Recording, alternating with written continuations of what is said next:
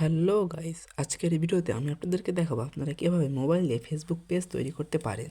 তো তার জন্য আপনারা সিম্পলি ফেসবুক অ্যাপে গিয়ে এই থ্রি ডটসে ক্লিক করবেন এবং এখানে গিয়ে স্ক্রল করে এই যে পেজেস লেখা অপশন এখানে চলে যাবেন এবং এখানে গিয়ে যে ক্রিয়েট অপশন উপরে লেখা আছে সেই ক্রিয়েট অপশনে ক্লিক করবেন এবং এখানে গিয়ে গেট স্টার্টেড অপশনে ক্লিক করতে হবে এবং এখানে যে পেজ নেম এখানে আমাদের পেজের নাম দিয়ে দিতে হবে।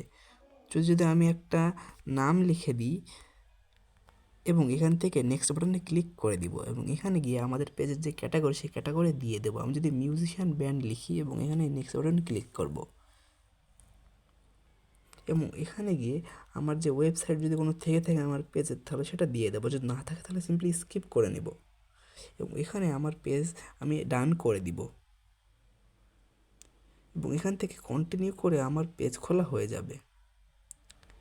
এবার এখান থেকে আমি আমার যে পেজের যে ছবি বা পিকচার সেটা দিতে পারি এই আপলোড ফটো অপশনে গিয়ে আমার গ্যালারি থেকে। তাছাড়াও আমি এখান থেকে আমার যে পেজের কভার ফটো সেটাও দিতে পারি। এছাড়াও আমরা এখান থেকে থ্রি ডটসে ক্লিক করে এই যে এডিট অপশন আছে এখানে গিয়ে আমাদের যে পেজ সে পেজের বিভিন্ন রকম ইনফো দিতে পারি, যেমন ফোন নাম্বার, ইমেইল বা work space, college, high school, current city ইত্যাদি ইত্যাদি। এভাবেই খুব সহজে আমরা একটা সুন্দর পেজ খুলে ফেলতে পারবো মোবাইল ব্যবহার করেই।